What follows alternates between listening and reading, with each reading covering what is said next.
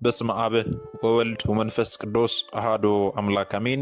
የተወደዳችሁ የልዑል እግዚአብሔር ቤተሰቦች የእናታችን የቅድስት ድንግል ማርያም የቃል ኪዳን ልጆች የጻድቃን የሰማዕታት ወዳጆች በወደደንና ባፈቀረን በልዑል እግዚአብሔር ፍጹም ሰላም እንደምን ለይሳ ደረሳችሁ።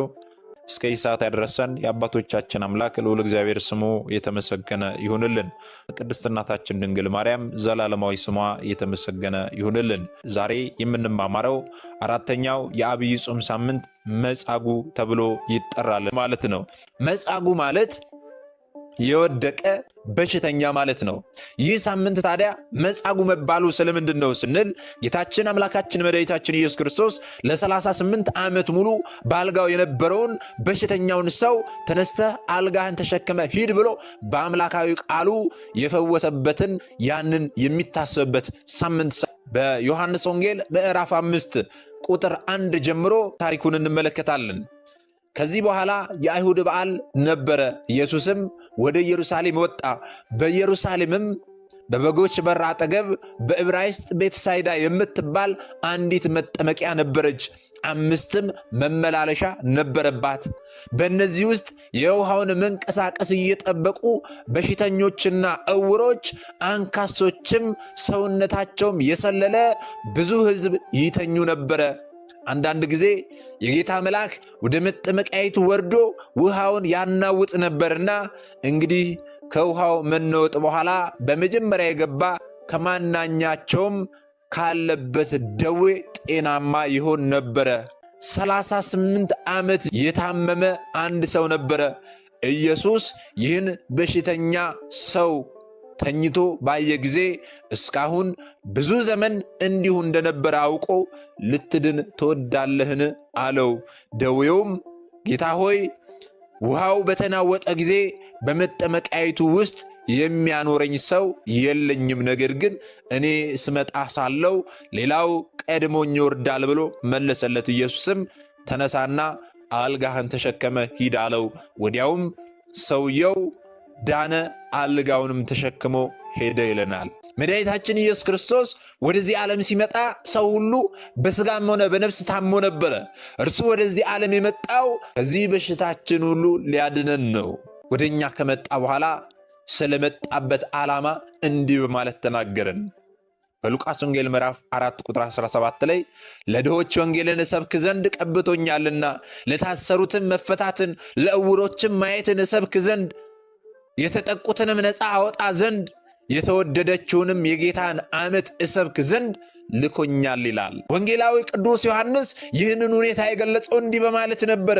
በሽተኞችና ዕውሮች አንካሶችም ሰውነታቸው የሰለለ ብዙ ሕዝብ ይተኙ ነበር ይለናል። የዮሐንስ ወንጌል ምዕራፍ 5 ቁጥር 3 ላይ ማለት ነው። እነዚህ ሁሉ በሽተኞች በዚያች 5 መተላለፊያ ባሏት የመጠመቂያ ቦታ ላይ ተኝተው ይጠባበቁ የነበረው ምንድን ነው ካልን የጌታ መልአክ ወርዶ ጸበሉን ሲያናውፀው ቀድመው ወደ ውሃው ገብተው ለመዳን ነበረ። ስለዚህ ሁሉም መዳናቸውን በተስፋ ይጠባበቁ ነበረ። ነገር ግን ይህ በአልጋ ቁራኛ ተይዞ የነበረው ራሱ ተነስቶ ወደ ውሃው መግባት ስለማይችል፣ መቆም መቀመጥ ስለማይችል፣ ተሸክሞ ሊያደርሰው የሚችለው ሰው ስላልነበረው መዳን መፈወስ አልቻለም ነበረ። ጌታ ሆይ አለ፣ ውሃው በተናወጠ ጊዜ በመጠመቂያይቱ ውስጥ የሚያኖረኝ ሰው የለኝም አለ። በዮሐንስ ወንጌል ምዕራፍ 5 ቁጥር 7 ላይ እንደምናገኘው ሰዎች በብዙ ቦታዎች ላይ አጥብቆ የሚሹ ወይም ደግሞ የሚፈልጉት የሰዎችን መኖር ወይም ደግሞ እርዳታ ነው። ልትድን ትወዳለህን ሲለው ጌታችን እርሱ ያድነኛል ብሎ አምኖ አዎ እፈልጋለሁ ሳይሆን ያለው የሚያስገባኝ ሰው የለኝም ነው ያለው። ዛሬም በዘመናችን ብዙዎቻችን የምንፈልገው የሰዎችን እርዳታ ነው። የሚያበላ የሚያጠጣ፣ የሚያለብስ መጠለያ የሚሰጥ፣ ስራን የሚባርክ የሚፈውስ፣ የሚያበለጽግ የሚያኖር እግዚአብሔር መሆኑን አስረግጠን ስላላመንንና መታመኛችንን ሁሉ በሰዎች ላይ ስላደረግን ዛሬም ብዙዎቻችን ከሕመማችን ልንድን አልቻልንም። ይህ በሽተኛ ሰው እድናለሁ ብሎ የተኛው የእግዚአብሔርን እርዳታ አገኛለሁ ብሎ ሳይሆን የአንድን ጎልማሳ ሰው ፈርጣማ ክንድ ስለነበረ ለ38 ዓመት ሙሉ ሊድን አልቻለም ነበረ። ሰው በሰው ከሚታመን ይልቅ በእግዚአብሔር ቢታመን የሚሻል መሆኑን ደግሞ ቅዱስ ዳዊት በመዝሙር 72 ቁጥር 28 ላይ እንዲህ ይለናል፣ ለኔስ ወደ እግዚአብሔር መቅረብ ይሻለኛል፣ መታመኛዬም እርሱ ነው ይለናል። ሰው የሚድነው በእምነት ብቻ ሳይሆን በስራም ጭምር ነው። በእውነት የምናምነውን የምንኖር ሰዎች ስንቶቻችንን? እምነታችንን በስራ የምንገልጽ ስንቶቻችንን? አታድርጉ የተባልነውን ነገር ሳናደርግ የምንኖር ስንቶቻችንን? 10ቱን ትእዛዛት የምናክብር ስንቶቻችንን? ስንቶቻችን የተራበ አብልተን፣ ስንቶቻችን የተጠማ ጠጥተን የሆነ እግዚአብሔር ቤተሰቦች? ስራ ማለት ይህ ነው። ስለዚህ ማመን ካመኑ በኋላ ደግሞ ያመኑትን ነገር በስራ መግለጽ የክርስትና አብይ ነገር ነው።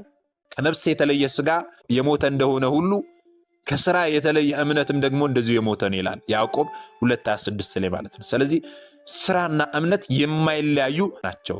ዛሬ በህመም ውስጥ ያለን፣ በበሽታ ውስጥ ያለን ሰዎች ሁላችንም ልንድን ያልቻልነው ስለምንድን ነው የሚለውን ራሳችን ልንጠይቅ ያስፈልጋል።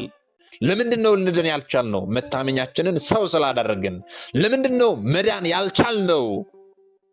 ኃጢአታችንን በደላችንን ሁሉ ተናዘን ንስሐ ስላልገባን። ለምንድን ነው ልንድን ያልቻልነው? እምነታችንን በስራ መግለጽ ስላልቻልን ነው። ስለዚህ ዛሬ በህመም ውስጥ ያለን ሰዎች ንስሐ ልንገባ ያስፈልጋል። ዛሬም በየጸበል ቦታው የምንሄድ ሰዎች ብዙዎች አለን። ጸበል ከጸበል ምናበላልጥም ብዙ ሰዎች አለን። እግዚአብሔር ቤተሰቦች በአጠገባችን ጸበል ሞልቶ የከሌን ጸበል ልሞክረው፣ የሚካኤልን ጸበል ልሞክረው ይሆን፣ እዛ ያለው ጸበል ያድናል አሉ፣ እዛ ሄጄ ልሞክረው ይሆን እያልን የምናበላልጥ ሰዎች አለን። ይህ እምነታችን ምን ያህል ጎደሎ መሆኑን የሚያሳየን ነው። ካመንበት አጠገባችን ያለው ጸበል የማያድነን ምክንያት የለም። ካመንበት የትኛውም ደብር ላይ ያለው ጸበል እኛን የማያድንበት ምክንያት የለም። እምነታችንን በእግዚአብሔር ላይ እናድርግ። ዛሬም ቢሆን እምነታችንን በእግዚአብሔር ላይ ካደረግን ማንም ያጥምቀን ማን? ጸበሉ እኛን ያድነናል። እግዚአብሔር አምላክ ፈውስን ይልክልናል። እግዚአብሔር ቤተሰቦች አለበለዚያ ግን 38 ዓመት ሙሉ ሲሰቃይ እንደነበረው ሰው ዛሬም እኛ ስንሰቃይ እንኖራለን። ከህመማችን ከስቃያችን ሁሉ እግዚአብሔር አምላክ በቃችሁ ይበለን፣ ፈውሱን ይላክልን፣ ኃጢአታችንን በደላችን ሁሉ እንድንጥል እርሱ አምላካችን ይፍቀድልን። በቀጣይ ደግሞ እንደዚሁ በቀጣይ ሳምንት ባለው ርዕስ እንመጣለን ማለት ነው። እግዚአብሔር አምላካችን እስካሁን አሳጥብቆ ያስተማረን የመከረን የገሰጸን የአባቶቻችን አምላክ ልዑል እግዚአብሔር ስሙ የተመሰገነ ይሁንልን። የሰማነውን በዝነ ልቦናችን ያሳድርብን። ሰሚዎች ብቻ ሳንሆን ደግሞ በሰማነው ቃል 30፣ 60፣ 100 ያማረ ፍሬ አፍርተን ዛሬ ስሙ ቀዳሾች ነገ ደግሞ የመንግስት ወራሾች አድርገን ዘንድ የእርሱ መልካምና በጎ ፈቃዱ ይሁንልን። ከዚህ በኋላ የምንማማራቸው መንፈሳዊ አስተምሮች ወደ እናንተ እንዲደርሱ ሰብስክራይብ አድርጋችሁ የደውል ምልክቱን መጫን ይኖርባችኋል ማለት ነው። ይህንን ካደረጋችሁ ለተለት ከዚህ የሚለቀቁ አስተምሮች ወደ እናንተ ይደርሳሉ። ወስብሐት ለእግዚአብሔር ወለወላዲቱ ድንግል ወለመስቀሉ ክቡር።